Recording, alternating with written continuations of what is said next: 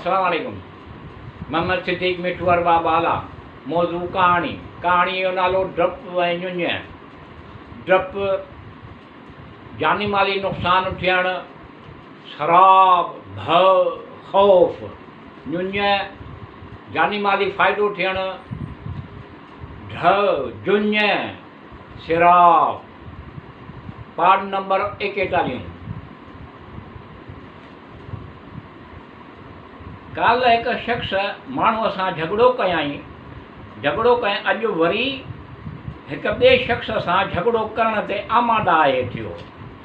जॾहिं इरादो कयईं त हैबत ऐं ग़ज़ब जो इज़हार करे ईअं ॾियो।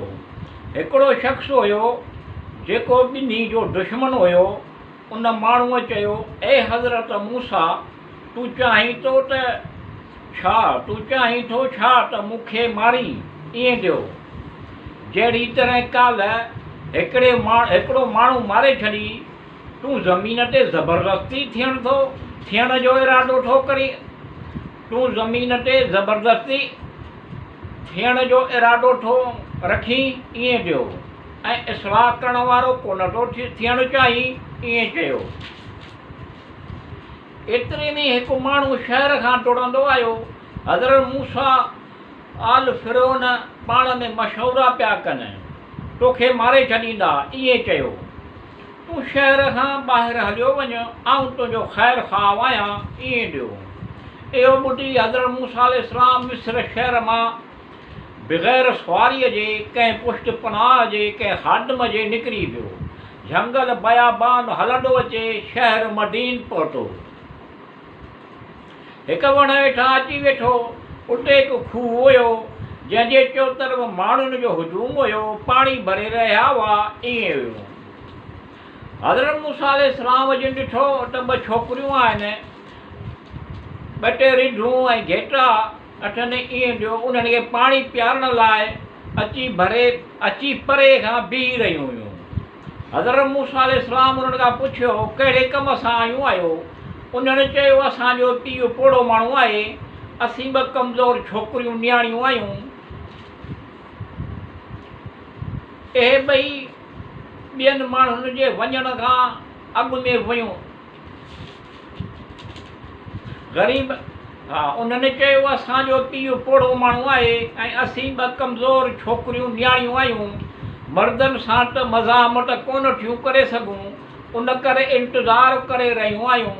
जॾहिं ही माण्हू पाणी भरे फ़ारिग़ थींदा त पोइ असीं रिढुनि घेटनि खे पाणी पीआरींदासीं ईअं ॾियो। हज़रत मूसा अलैहिस्सलाम जिन खे रहम अची वियो, उन्हनि खां ॾोल वरितो ऐं पाणी भरे उन्हनि जे माल रिढुनि घेटुनि खे पाणी पीआरे ढव करायो। उहे ॿई ॿियनि माण्हुनि जे वञण खां अॻु में वियूं हलियूं। हज़रत मूसा अलैहिस्सलाम जे वरी अची उन वण हेठां वेही रहियो।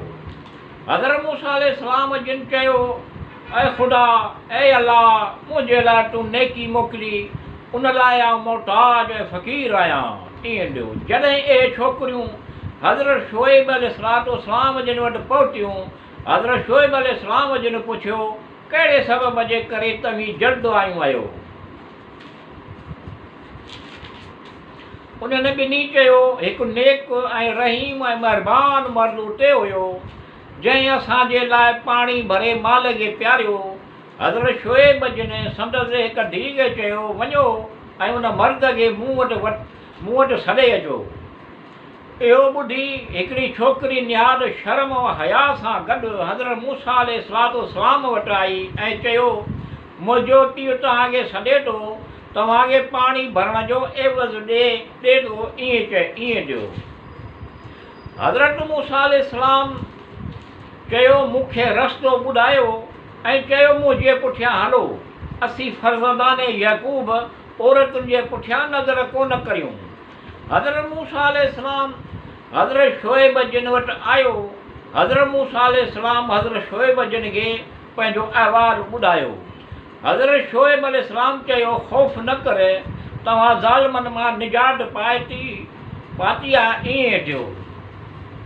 हज़रत शोएब अलैहिस्सलाम जिन जी धीअ नियाणीअ चयो, बाबा, हिन खे अजुर ते पाण वटि रोके छॾियो, छो त हीउ ॿियनि माण्हुनि खां ज़्यादा ताक़तवर ऐं अमीन हूंदो। ईअं ॾियो जंहिंखे तव्हां उजरत ते घुराईंदो ईअं ॾियो। हज़रत शोएब अलैहिस्सलाम हज़रत मूसा अलैहिस्सलाम जिन खे चयो आऊं चाहियां थो त हिननि छोकिरनि मां हिकु छोकिरीअ जो तोसां गॾु निकाह करायां। ईअं ॾियो।